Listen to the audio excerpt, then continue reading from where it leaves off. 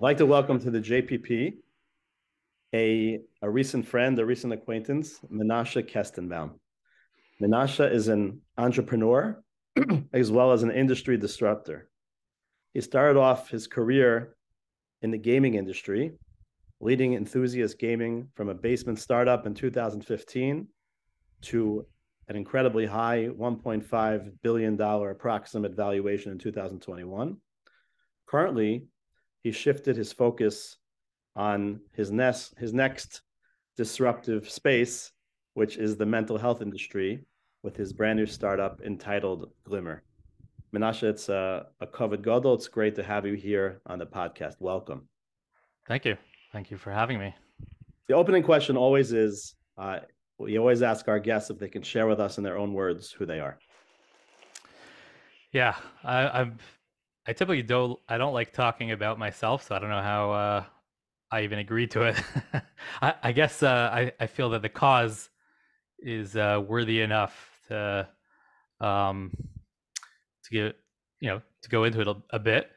That's a tough question. How do you identify yourself? Yeah, it's a good, nice, open-ended question, like a typical therapist would do, right? Strategic. Um, I'll just tell you a I quick guess funny story. I actually interviewed on the yeah. podcast Ari Berman, who's the president of Yeshiva University, and I began with this question. He was like, Right, every potential employee I interview, I ask them the same question. So it's right. Um, yeah, it'd be interesting to see how people have different interview skills, specifically for employees. Okay, so for myself, I guess if you looked at me broad strokes and tried to kind of see um, what is different than typical, is that like most of our society, we try and put into buckets or boxes of like, this group of people, that group of people, this is the typical path. And I guess just the way Hashem has made my life go is not the typical route. Um, so I started off in a world full of chinuch and rabbanim and rosh yeshivas and gedolim. Baruch Hashem, I was blessed to have very big shaykhs to the Mir Mishpacha, my uncle Rabbi Fall Shmulevitz. So oh wow. initially in Toronto, I got very close to Rabbi Brodsky. Was there in till fourth year base medrash. And my family in Toronto, the Weinberg family, everyone was in chinuch. My father, my grandfather, my uncles, even my aunts, everyone. It's a big chinuch family. Um, and whenever Gedolim would come into town, they would make a visit, especially to my grandparents. My grandmother was like a Rebbitzin in the city, Rebbitzin Phyllis Weinberg. Mm-hmm. So it got close to Rabbi Scheinberg and Rav Nassim Tzvi and a whole bunch of Gedolim. And then through Rabbi Shmulevitz, so after Rabbi Brodsky, I went to the Mir, and I became like a Ben Bias by Rav Asher. Every I'm single just gonna just for a second. I'm just gonna interject and just yeah, brief translation for anyone in the audience who maybe doesn't have the strongest background. So what Menashe is basically saying is that he grew up in a family. You'll correct me if I'm misstating. That was very yeah, much entrenched in the world of Jewish education. He was very yes, connected, in particular, to the Mir Yeshiva, which is a famous religious educational institution in Jerusalem, which has tentacles far and wide, thousands of students. And every member of his family in Canada and Toronto was very much entrenched and rooted in this realm of teaching the Holy Torah and connecting to the spiritual realms, the higher realms. right, yeah, exactly. Um, so yeah, I became very close to those Rosh Yeshivas. Basically, the Rosh Yeshiva, the leader of the Mir Yeshiva for a long time was someone named Rav Nachum Pertzavitz, who has countless talmidim throughout the whole globe. So after he passed away, his wife, um, she lived on for many years afterwards. And when I was there, she was like a grandmother to me. I would eat by her every single Shabbos, and she had a rotation of her children and grandchildren and son-in-laws who were all great people in their own right, coming to eat by her. So through that, I got very close to them. And basically, through all of that, what I heard was, a certain value system, which is that, the Torah is the most important thing, and the values, the Jewish values are incredibly important. And it was very much like pushing away the materialistic world. Like don't just adopt the material and taking on just extravagances and all kinds of vain things, but focus on what really matters. So that was driven into me that like money is almost bad, like and no one in the family had money in terms of like they were in careers that didn't make a lot of money. Right. So I was used to living in this very simplistic lifestyle. Okay. And then there's a certain turning point when I was in the mirror, where I was starting to get more into the education side myself, where I was becoming a little bit of the educator, but I couldn't pay my bills. And I at this juncture, you're married. How old are you? Yeah, so I was in Israel learning there for about 8 years. Two of those years I was unmarried, and then we continued after 6 years married. So Wow. while I was there, um, like we were living off of my wife's savings, right? Because she was an accountant, but once we had little kids, it was hard for her to work in Israel. Sure. You so we were living off those savings, and I was getting paid a little bit by the Mir Yeshiva, Right. but it started dwindling and dwindling and dwindling. Eventually, we start to see the writing on the wall. Like I better start bringing in a bit of money. So, um, funny enough, despite the fact that my father was a rabbi or a rebbe in yeshiva, he was very tech savvy. He loved gadgets. He loved gizmos and gadgets. So he would bring home all kinds of hardware and he would tinker with it and he knew how to program. And because of that, I had developed a love of technology as well, or at least a proficiency in it. Um, and I understood video gaming and I understood programming. So I said, why don't I make a game? Why don't I make a video game and try and sell it? Apparently, that's something that you can make a lot of money off of. So um, I took off some time to sit in a cafe, a Roma cafe, for about 6 months. I read a whole bunch of books on programming, taught myself, self-taught how to program, made a video game, sold it for a little bit of money. Mhm. And then I started this blog that was about video games. Um, and I wouldn't say I'm necessarily um, more proficient in video games than a billion other people in the world who play video games, but I tried to turn it into a bit of a career, and God has His ways, and it really took off. Like within a couple months, I had 1 million readers on the blog. And at this Um, juncture, you're still learning in the Mir Yeshiva, or you have I, left I, it? I was still learning in the Mir Yeshiva, and I was doing that by night seder, like at nighttime. Instead of doing 3 Siddharim of learning a day, I was only learning 2 times a day, and at nighttime, I would devote my time towards that. And that paid the bills for a little bit, Mhm. but as my family grew and more kids, it wasn't really, making ends meet. And eventually our money ran out. So we moved back to Toronto. At that point, I needed a job because what I didn't realize is that if you move back to a city like Toronto, the cost of living goes up immensely. Right. So in Israel, I was able to get by on $3,000 a month Right. for a family with Right. kids. Right. But as soon as I got back to Toronto, I was like, oh my gosh, I need like 10 to 15 grand a month to live. Right. Um, so immediately I went to work. Um, I was trying to figure out what to do, and fairly quickly, I decided I was going to give an opportunity to this gaming blog I had and see if I could turn that into a full-time job. So I did that, and Baruch Hashem, like somehow that was Hashem's route that He decided for me. Was it just had atzlacha right away, and it started to just grow, and we would be like, we were 400% growing year over year for the first like 5 years. We would more than double year over year, many of them like 4x. So investors started to see that. And again, I at that point, I saw how from the From community around us, this whole Jewish network is really an unbelievable support system, because there were so many people who were willing to invest, and you could just sit down with them and I'm like, I don't have any business knowledge, this is a new thing, but it seems to have a lot of traction, so I want Right. to give it. And they would throw money at it, and like there was a lot of supportive people in the community here locally in Toronto, and over time also in New York, and LA a bit. And through that, we were able to grow and take it to the next level until I got to the institutional level and was able to go to investment banks, take it public, and eventually we made it onto the Nasdaq, where we were, raising large sums of money from institutional banks. But a lot of people, a lot of secular folks would come to me and say like, "Hey, can you mentor me on how to raise money?" And I was like, "I don't know. I just do you have anyone you could turn to, friends and family, like in your community?"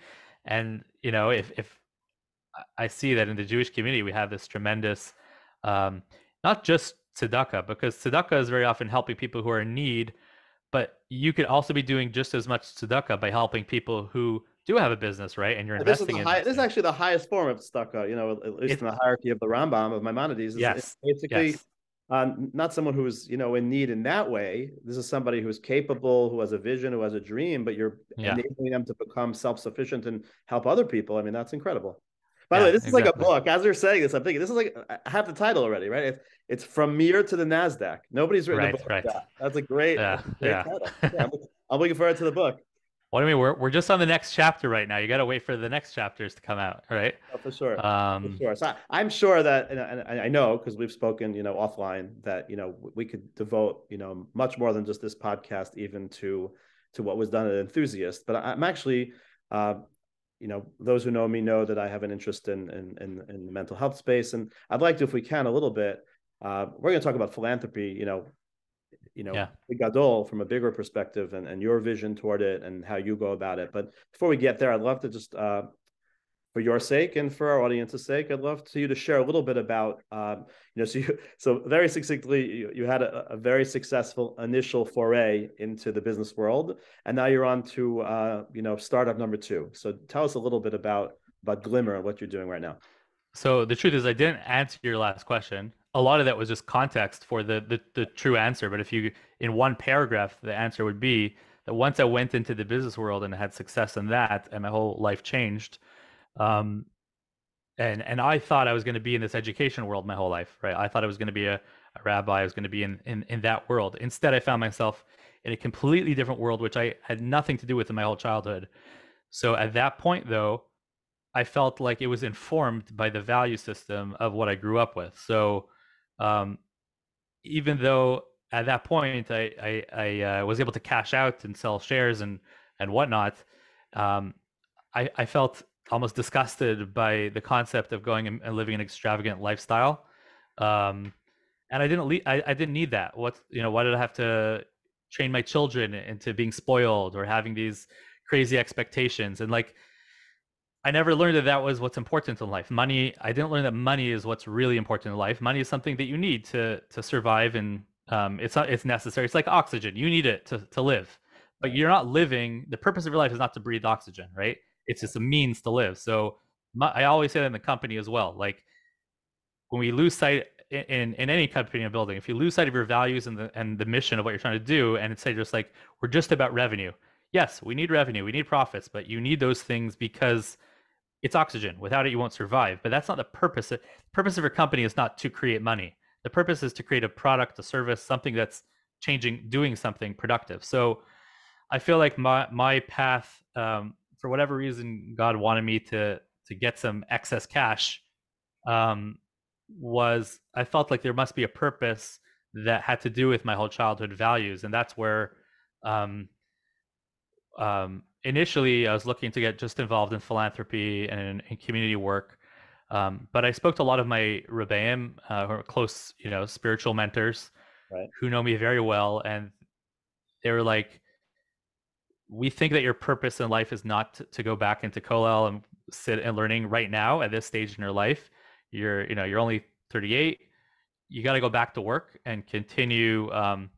Definitely learn more, work on some of the philanthropy more, but your job is to continue on in that world."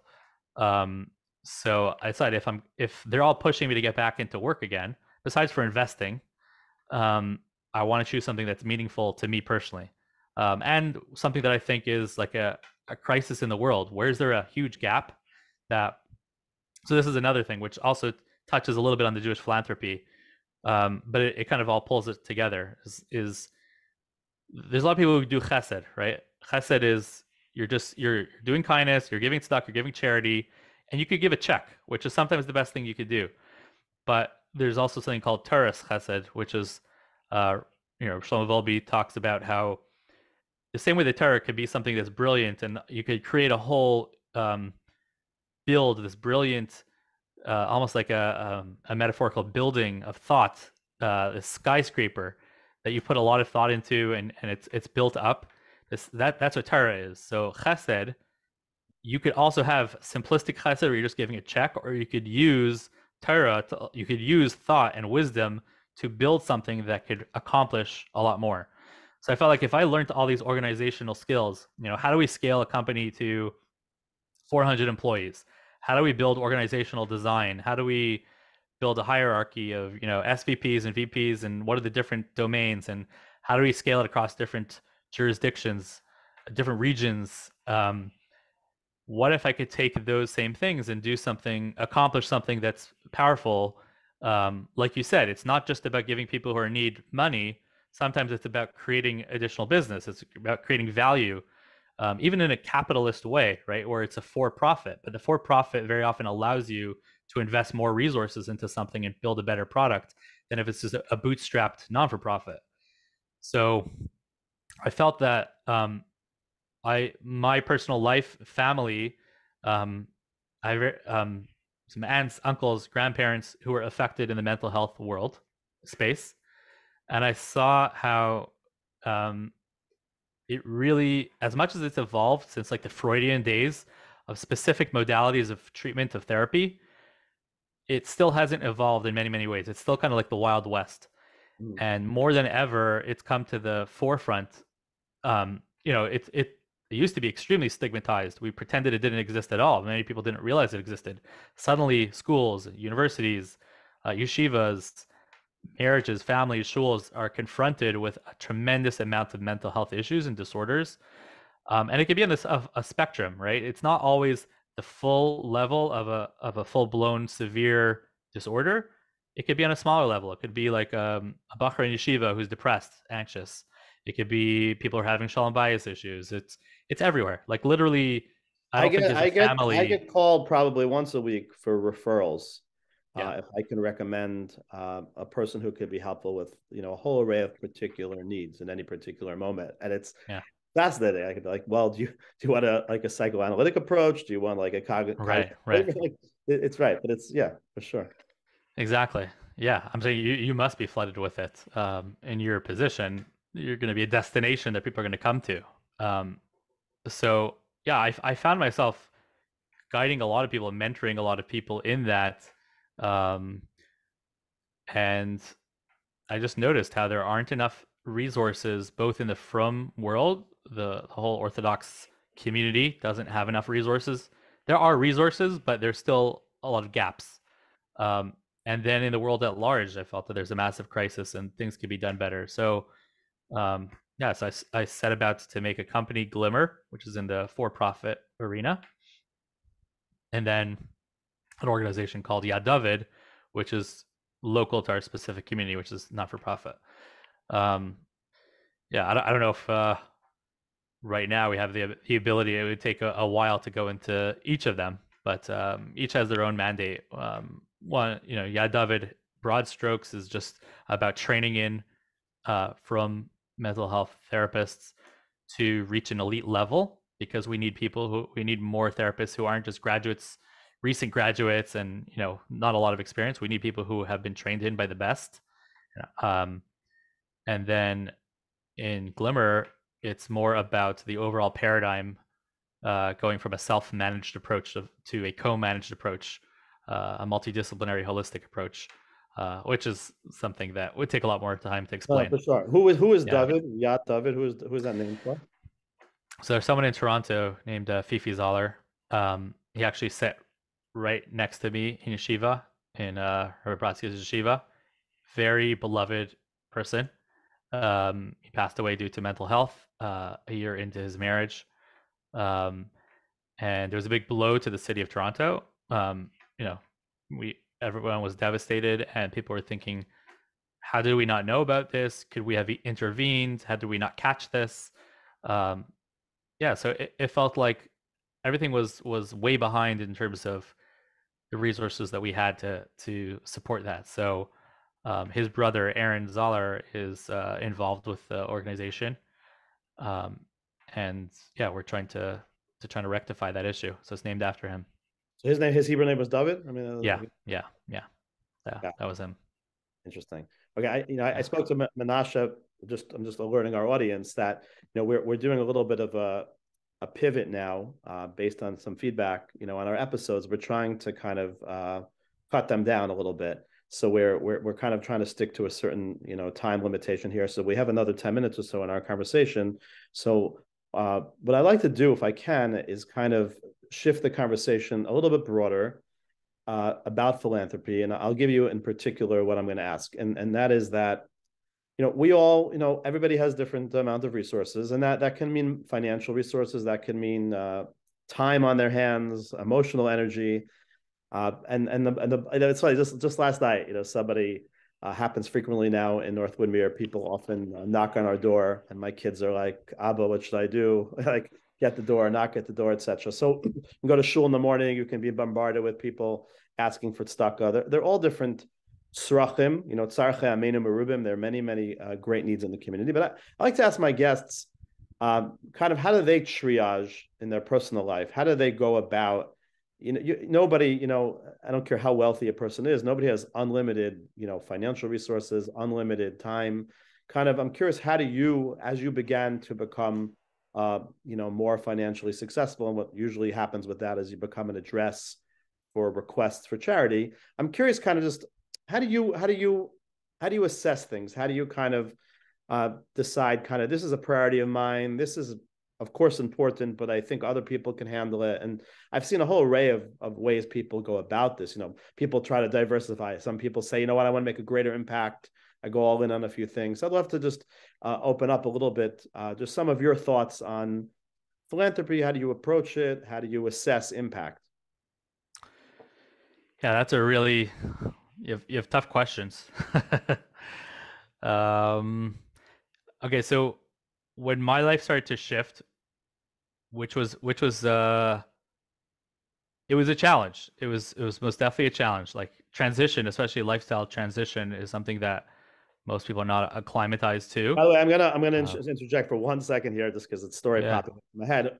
So when I was, I mean, everybody has their own life story. My life story, again, not for now, very succinctly, I was also in yeshiva for many years, and then I pivoted to go work in a law firm, and I was about 27, 28, and I was making a very nice salary at that time. And it was the first time in my life I was making money. And I was dating a girl at that time, and I remember vividly because we were at a hockey game on a date. She turned to me, she said, how are you going to give stucco? Like, what, you know, what did you think about that? Like, I had never really given stucco before, like in any type of real way. And it was like, it was fascinating to me, like that whole thought process and how do you pick things and start becoming a giver. So go ahead. Yeah. yeah, it's a huge transition, and I'd say like for many years, at least a decade, I was in major financial distress when I was in Israel, right? Like I was kind of from the lifestyle where I would go to grocery shopping and I would want to buy myself like a yogurt, a little yogurt, and I saw like the gila, which was a little bit like it wasn't sweet, it was like disgusting a little bit, to me at least. Um, it was 2 shekel instead of 3 shekel, right? It was like, which was like what, a couple 25 cents more. And so I was like trying to shave off whatever I could and buying the gila instead of the, like, um, that was our lifestyle. And then when I came to America, um, especially, yeah, still having to kind of grind away until eventually we were able to be successful in the business. But it was a really drastic lifestyle change. I tried not to make it too much of a lifestyle change in terms of our overall family. Like we didn't change houses, we didn't change cars, we didn't, like, a lot of things just stayed the same.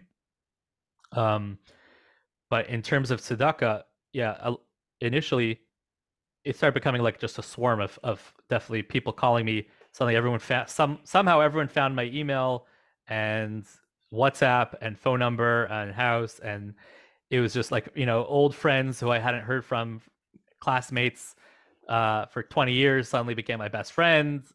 And it's like, hey, we haven't caught up, why don't we catch up? You start to. I've been guilty of being one of those people. I have a few people in my life who kind of, you know, like pretty quickly hit astronomical wealth, and all of a sudden also like, hey, like, I want to reconnect with them, and they're very polite, but like at the end of the day, like they know exactly what's going on. At the beginning, I was like a little bit like turned off by it at the beginning, because I was like, hey, you didn't think I was worthy of your time before, but now you think I'm worthy of your time. But what I ended up doing was interviewing. I asked a lot of people far, far wealthier than I am, in Toronto and in New York, who I was friends with as investors. I asked them for their time if I could sit down. I sat down with them. Some of them I sat down with them and their gabe tzedakah, and I basically educated myself on like how does everyone approach it, and everyone approaches a little bit differently. It was very fascinating to see the different approaches, and there is a triage system with a lot of them. Right, there is that triage system, and I found that most of them get involved the most with things that really speak to them, right? That connect with them personally. Um, so some of them are going by what connects them personally. Some of them are going by where's the biggest gap. Some of them are going by where can they create the biggest impact, right? Organizations versus individuals, in your city, out of your city. There's a lot of different ways of approaching it. So I tried my own hand at it at the beginning, and there's certain things where, well, first of all, I had to learn that like I'm not a bottomless well. There's not like an endless amount here. I have to pick and choose. It's not something like even if I feel for everyone who knocks on my door, I can't give the same amount to everyone. Sure. So I have to start picking where can I be more impactful. Where I learned was that I guess the things where I could personally get involved in, that's where I was talking about Taras Chesed, things that I could get involved with, where I could help build the infrastructure, I could create a strategic advantage, give them additional leverage to what they're doing. That's where I could make the most impact. And because the things that I want to be the most impactful with are mental health related, that's where I'm devoting a lot of it to. But definitely, in terms of things in your own city, I'm always going to prioritize my own city versus outside. Just Aniya Ircha, I think is the way it's supposed to go. I typically go after more individuals over organizations because there are many individuals that are just completely forgotten about and people don't, no one else is coming to help them. So I like those type of causes over large organizations. And then if I'm doing an organization, I prefer it to be something that I have a inside visibility to see what's going on and make an impact. So if I'm going to use the money, put it, help it go as far as possible. So yeah, a lot of that has been, I have my own second Seder Kyle, which is helping to build up our community in Toronto. There's a shul that I'm involved with, which is, it was around since 1957, but a lot of that generation passed away, and a younger crowd came in and took it over. So a lot of that, my mental health organizations. I'm on the board of AISH in Toronto, so that's the Cure in Toronto is a big focus for me. Mm-hmm. Yeah, so there's various things that I feel like I could help along with. Where if I'm on the board, if I'm involved in the management somehow, then I feel like I could make the money go two to three times farther than it would go if I just gave a blank check to someone. So, I'm going to ask you a final question, actually. Just thinking back to you mentioning that some of your, spiritual mentors encouraged you to kind of stay in the world of business. Yeah. I'm kind of curious, your understanding of that, I assume, was like a hybrid of just what's going to be satisfying for you with your day-to-day life, coupled with maybe, if you're as successful in your next endeavor as in your previous one, you could, clearly would be able to make, a much larger philanthropic impact that could really, were those the variables? Were there other things that they were thinking? Like just, I think you answered your own question. That's it. Yeah. Exactly. Yeah. They knew that, that will bring me a certain minuchas nefesh of enjoyment of if rather than learning all day, pushing myself to learn all day if I'm working part of the day. Right. And then also if I'm able to be successful, then I could make a big impact. So it would be irresponsible for me not to try to increase that. Is that something that excites you, like to a degree that, sometimes I look at some of these, tremendous philanthropists.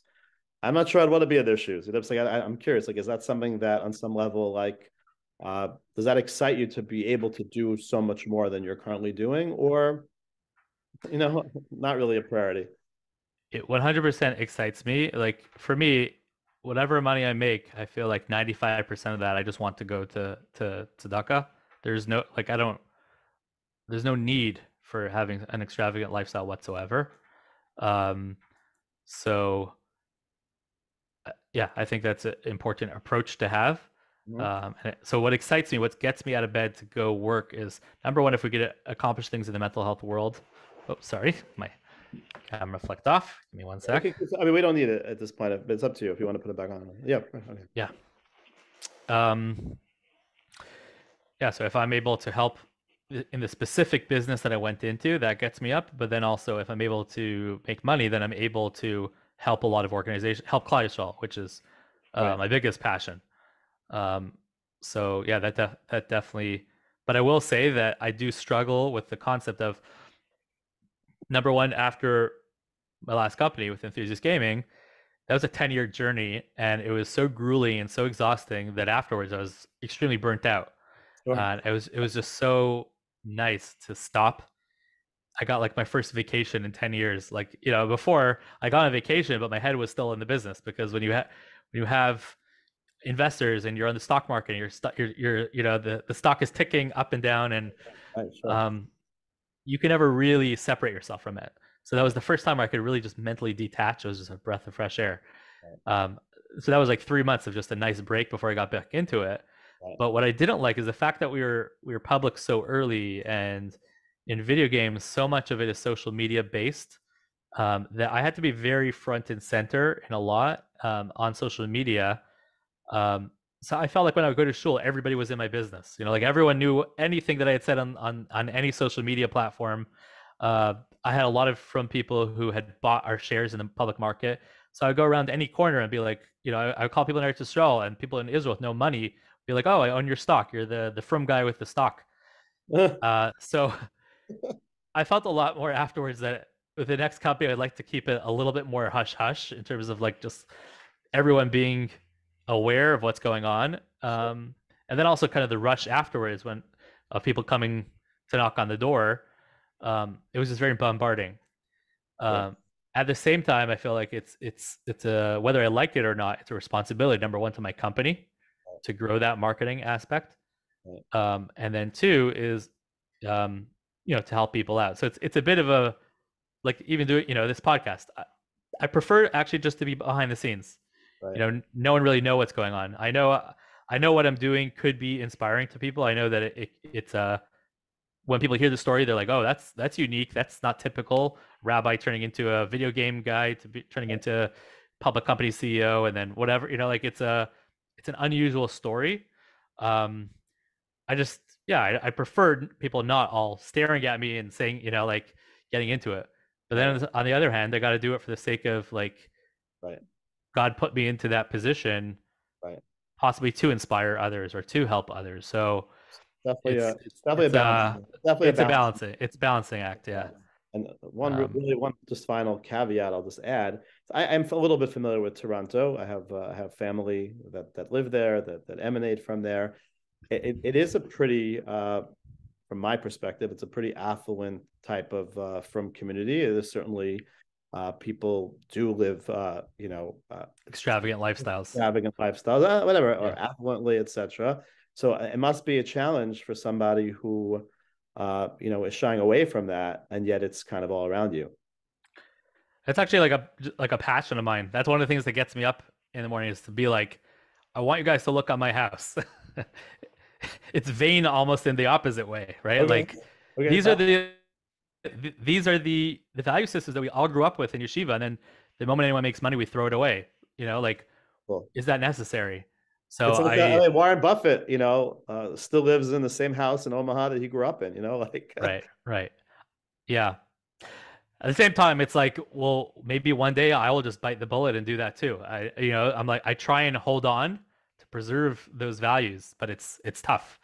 I've had people, very affluent people, in the community, come to me and be like, "You have to be doing this nicer. You have to be like." They're disgusted by the fact that I'm not living in a more polished type of a way.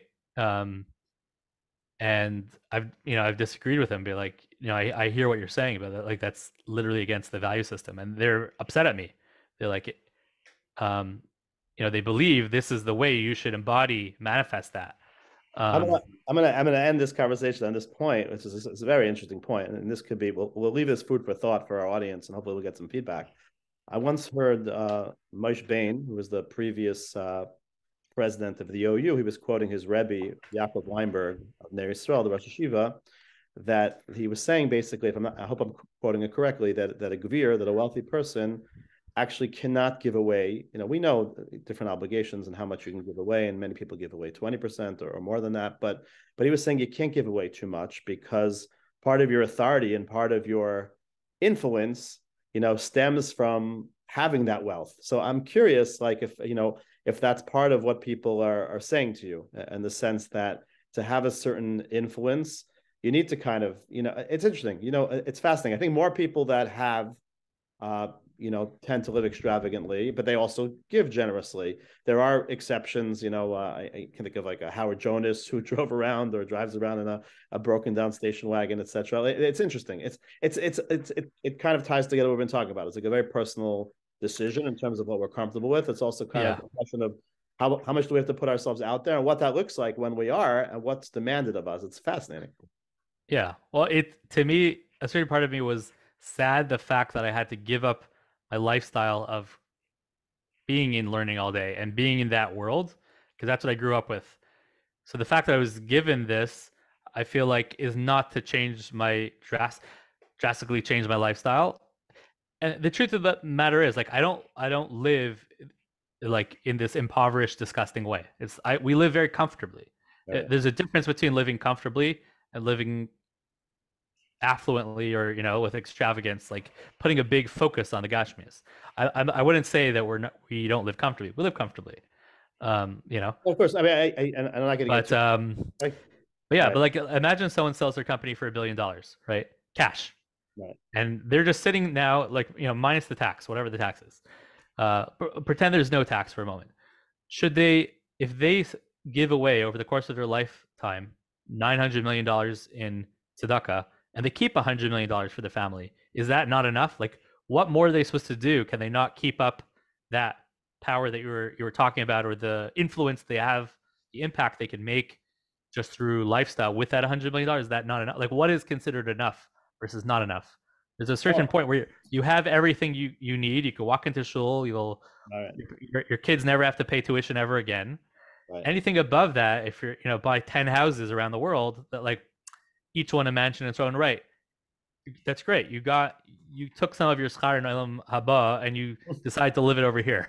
No, I hear no one's saying you shouldn't breathe and you shouldn't enjoy and you shouldn't. It's one of my enjoy. One of my personal peeves is maybe it comes from I lived in Manhattan for about a decade. We didn't even own it until we moved out to suburbia. Right. We had to get 2 cars, but there's a certain it's something I've noticed in certain, without too much detail, people drive these like really, really fancy cars. Now, it's not my thing. It just happens to not be my thing. People have these like sports cars, race cars, fancy. They tell me, some of these cars are worth more than people's houses. Like, it's just something I don't get. I just like, right. One argument is like, I enjoy that. So like, I'm allowed to enjoy. Like, why don't forgive me that I enjoy driving around a fancy car? Then like, I just don't get it. Like, it's just like, okay, like, so like, right. Whatever. It's an ongoing discussion. Yeah. So a person can enjoy it. And then the question is like, at what point does it become something, a rabbit hole that you fall down into, and your life becomes more about all the things that you're enjoying versus what's important in life? Like, for sure, a person should enjoy, or if a person could shave off a lot of time and make their time more efficient by having a private jet, okay, take a private jet. But if it's for the sake of like, oh, let's get my 10 buddies and we're constantly going around, and it becomes about the private jet for the sake of the private jet. That's a different story. Lahavdil, like 2019, I merged my company with another company that was owned by this Gaish billionaire named the Aquilini family. So Francesco Aquilini, they are one of the largest real estate owners in all of British Columbia, the west half of Canada. They own the Vancouver Canucks, the sports team in Vancouver. They own the arena. They own like 100 pizzas. They own the whatever. They just their family office is worth about $10 billion. And they merged their gaming company with my gaming company. I stepped down as being the CEO at that point. As the agreement of our merger, I became the president, and the CEO of their Canuck Sports and Entertainment became the CEO of our company. And part of that was what allowed me to then 2 years later leave the company and cash out and move on, right? So that was part of the merger. But I kind of got to see how a Gaish billionaire lives up close and personal versus the Jewish billionaires. And yeah, I would say like he has these $80 million homes all around the world. In LA, he's having this this home that's meant to show that I'm a one up on you, overlooking everybody else. And he flips the homes, like he'll buy and sell. Like that's all part of the game. All part of the fun is living as extravagant of a lifestyle as possible. So those type of things are like, is he doing anything wrong? No, he doesn't have Jewish values, so like Right. do whatever floats his boat. But for me, that's like an abhorrent way of living. Right. That if that was my enjoyment, then I'd just question everything I was doing. Like, Well, we're yeah, going to end on that point. It's a great point, Menashe. Thank you for bringing it to the fore. At the core, at the end of the day, like we can observe the different external behaviors, but really, what's at the root of everything is kind of like what our motivation is and what our tachlis is, what our purpose is, and for like an erlich hayid, for a Torah perspective on it is, it's not mine. It's Hashem gifted it to me, and I'm the custodian of it, and that my life can't become about it. Whereas somebody who doesn't necessarily have those values, it's kind of like becomes a flex of like kind of, I'm bigger than you, I'm better than you. And when that seeps into kind of our culture and our society, that's very off-putting and very dangerous. So it kudos. doesn't make you happy. Extravagance does not make you happy. Okay. Being in financial distress can make you unhappy, and having fulfilled that and satisfied your financial distress can make you have less stress and breathe a little bit more. You may have other stresses, but Yeah. trying to solve your issues with buying things and living fancier and fancier and fancier lifestyle Right. doesn't actually bring you happiness. And many of these people, like that friend, that other CEO I mentioned, they're not happier. I could tell you No, firsthand.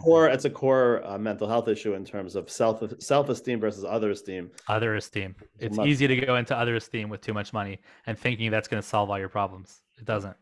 Menashe, I want to thank you so much for your time this morning. This was, I think, a very enlightening conversation. I think it will, our new format, I think, will give a lot of food for thought because we left a lot unsaid. So it leaves a lot of room for other people to kind of to follow up and to dig deeper. I want to wish you continued hatzlacha with all your various projects for the benefit of the world and the Jewish people in particular. And looking forward to staying in touch. Thank you.